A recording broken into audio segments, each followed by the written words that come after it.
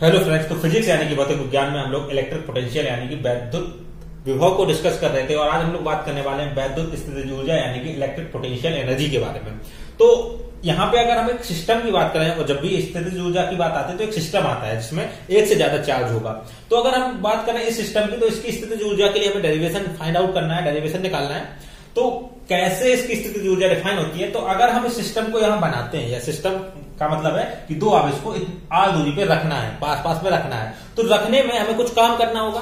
तो यही काम क्या होगी, स्थितिज ऊर्जा में कन्वर्ट हो जाएगा, यानी कि पोटेंशियल एनर्जी के रूप में स्टोर हो जाएगा। तो वो काम कितना करना पड़ा हमें, वही हमें फाइंड आउट करना है। जितना हमने काम किया होगा वही इसकी स्थितिज ऊर्जा होगी। तो अब इस काम को समझते हैं। तो हमने बेसिकली क्या किया, दो चार्ज को पास पास में रख दिया, इन दोनों के बीच में फोर्स लग रहा होगा। तो फोर्स के या तो फोर्स की दिशा में या फोर्स की विपरीत दिशा में, दोनों प्लस प्लस है, तो फोर्स लगेगा इस तरफ को और हम इसको दूर से लाए होंगे, यहां रखा होगा। तो यहाँ पे हमारे पास कुछ काम किया होगा हमने, क्योंकि फोर्स इसको दूर की ओर ढकेलेगा और हम इसको उठा के यहां लाए। तो जो काम किया है वही हमारा पोटेंशियल जो एनर्जी है वो होगी। तो अब अगर हम लोग इसको एक एक करके समझें कि हमारे पास दो चार्ज थे, तो हमने एक को मान लिया, पहले एक चार्ज को रखा, प्लस क्यू को यहां रख दिया, ए पॉइंट पे प्लस क्यू चार्ज को रख दिया। जब ए पॉइंट पे रखा तो क्या हमें कोई काम करना पड़ा, क्योंकि कोई दूसरा चार्ज इस पे फोर्स लगा ही नहीं रहा था, तो हम इसको कहीं भी रख सकते हैं या फिर इसको मान सकते हैं कि यहाँ पे पहले से पड़ा था। अब जब भी हम दूसरा चार्ज रखेंगे तभी ना हमारा जो काम हमें करना पड़ेगा, या फिर तभी हमारा इस पे फोर्स लगेगा जब दूसरा चार्ज होगा। तो जो दूसरा चार्ज है उसको लाने के लिए हम कहां से लाते हैं, मान लेते हैं इनफाइनाइट से लाते हैं, क्योंकि इनफाइनाइट से ही लाएंगे तभी हमें कार्य पूरा कैलकुलेट करना होगा। तो इनफाइनाइट से लाने के लिए हमने अभी वोल्टेज का फॉर्मूला पढ़ा था, V इक्वल टू होता है W अपॉन Q। हमें लाना कहां पे, इस पॉइंट पे लाना है, B पॉइंट पे लाना है, इस B पॉइंट पे लाना है। तो अगर हमें B पॉइंट पे वोल्टेज पता हो, V पता हो, तो हम W निकाल सकते हैं, W equal to V into Q। अब Q कौन सा है, ये जो Q लाए हैं, तो यहां पे क्या हो जाएगा, ये Q2 है, ये Q1 है और ये Q2 है। तो Q2 यहां पे सिंपल सा फॉर्मूला बन जाएगा। एक बार और एक्सप्लेन करता हूं, क्योंकि थोड़ा सा हो सकता है आपको समझ में आ गया हो, लेकिन फिर भी मैं एक बार और एक्सप्लेन कर देता हूं। बेसिकली मैं क्या कह रहा हूं कि हमने ये सिस्टम जो बनाया, दो चार्ज रख के जो सिस्टम बनाया, उसमें जो काम किया वो उसका क्या है, पोटेंशियल एनर्जी यानी कि स्थितिज ऊर्जा इसकी है। तो वो स्थितिज ऊर्जा हमने वो काम कैसे किया, सबसे पहले एक चार्ज रखा, तब तो कोई काम नहीं करना पड़ा, तो एक चार्ज मान लेते हैं यहां पे पहले से पड़ा हुआ है Q1।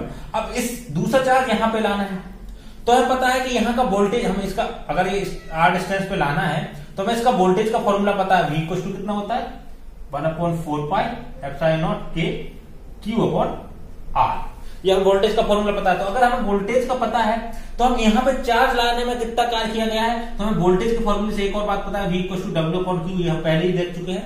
तो यहाँ पे Q जो है, जो नया Q आ रहा, तो Q2 यहाँ पे कर सकते हैं। तो हमें अगर वोल्टेज पता है तो हम इसका यहाँ मल्टीप्लाई कर सकते हैं, तो W इक्वल टू हो जाएगा VQ2, W इक्वल टू हो जाएगा VQ2। यहाँ पे Q2 लाने में जो कार्य किया गया है वो यहाँ पे इस तरह से निकल आएगा।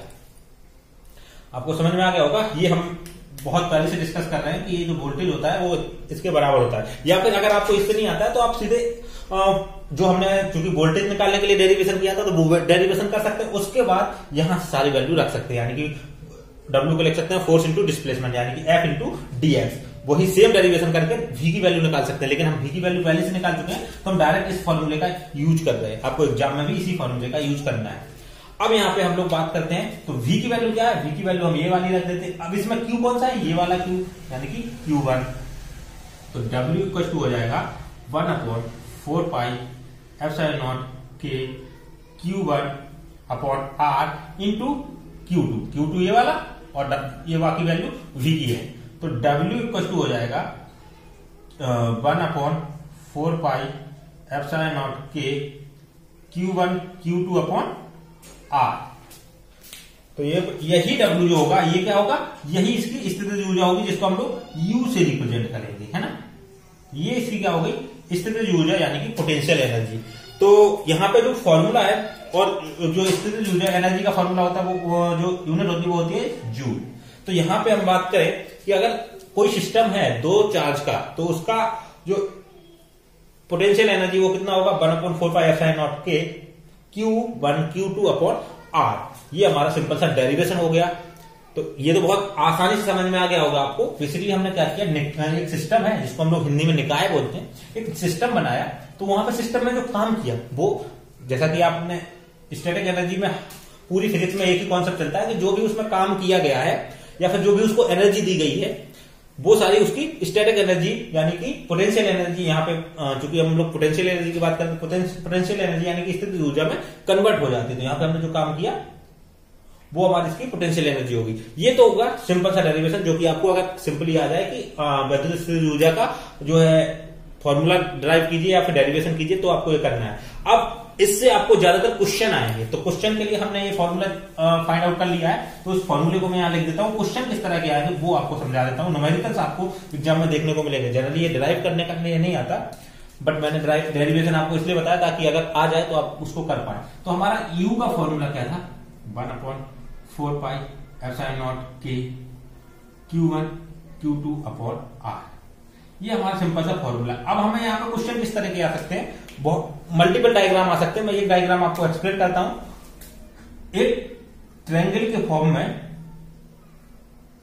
आवेश रखे हुए हैं कुछ इस तरीके से कि यहां पे रखा है Q1 प्लस का, यहां पे माइनस का Q2, यहां पे या फिर यहां पे मान लीजिए ये Q रखा है और ये Q रखा है माइनस का Q, और यहां पे 2Q रखा है वो भी प्लस का है ना। तो अब देखिए इसकी हमें टोटल स्टैटिक एनर्जी या total potential energy find out करनी है। तो कैसे करेंगे, तो देखिए एक सिस्टम बन रहा है इन दोनों के बीच में, तो इसके लिए हम निकाल लेंगे U1। एक सिस्टम बन रहा है इन दोनों के बीच में, तो इसके लिए निकाल लेंगे U2। एक सिस्टम बन रहा है इन दोनों के बीच में, ये सेम इस तरह से देखिए दो आवेश से एक सिस्टम बनेगा, तो इसके लिए निकाल लेंगे U3। और लास्ट में क्या करेंगे, चूंकि ये जो स्टैटिक एनर्जी है वो क्या होती है, स्केलर होती है या फिर अदिश होती है, तो हम इन तीनों को जोड़ देंगे। तो U1 क्या निकलेगा, U1 निकलेगा 1/4 पाई एप्सिलॉन नॉट के, और यहाँ पे Q1 यानी कि Q, Q2 यानी कि 2Q अपॉन R। यहाँ पे R की वैल्यू मान लेते हैं, तीनों सेम जो हमें दी होगी। अगर नहीं दी है तो मान लीजिए इस तरह से दिया है कि ये समबाहु त्रिभुज यानी कि सारी भुजाएं, सारी जो लेंथ है वो बराबर है, तो L मान लेते हैं, तो इसकी वैल्यू हो जाएगी L। ये हो गया U1।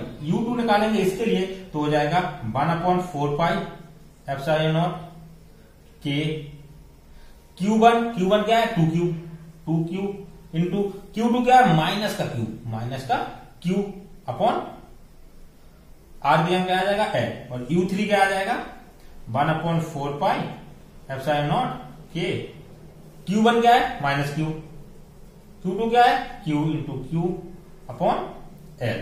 अब हम क्या करेंगे, U1 plus U2 plus U3 निकाल देंगे, तो ये प्लस में होगा, ये माइनस में होगा, ये माइनस में होगा, तो जो भी रिजल्ट आएगा वो इस पूरे सिस्टम का क्या होगा, पोटेंशियल एनर्जी या फिर स्थितिज ऊर्जा होगी। अब ये डायग्राम कुछ इस तरीके से भी आ सकता है कि आपको बोल दिया जाए वर्ग या आयत के चारों कोनों पे चार्ज रखे हैं, एक में Q रखा है, एक में माइनस Q रखा है, एक Q रखा है, एक पे माइनस Q रखा है, इस तरीके से पूछ सकते हैं। तो यहाँ पे क्या करना है, सबसे पहले एक सिस्टम इन दोनों का बनेगा, एक सिस्टम इन दोनों का बनेगा, एक सिस्टम इन दोनों का बनेगा, एक सिस्टम इन दोनों का बनेगा। ये तो 4 सिस्टम बनेंगे, साथ में एक सिस्टम इन दोनों का भी बनेगा और एक सिस्टम इन दोनों का भी बनेगा। ये ध्यान रखना है। तो जितने सिस्टम बन जाए वो सारे के सारे कैलकुलेट करने, इसके हम लोग न्यूमेरिकल्स भी डेफिनेटली करेंगे ही, तब आपको समझ में आएगा। जनरली आपको एग्जाम में इस ट्रायंगल के आसपास आता है, या फिर आपको जो स्क्वायर है उसके लिए भी आपको एग्जाम में देखने को मिल सकता है। तो कैसे सॉल्व करना है आपको समझ में आ गया होगा। जो वैद्युत स्थितिज ऊर्जा यानी कि इलेक्ट्रिक पोटेंशियल एनर्जी होती है वो क्या होती है वो भी आपको समझ में आ गया होगा।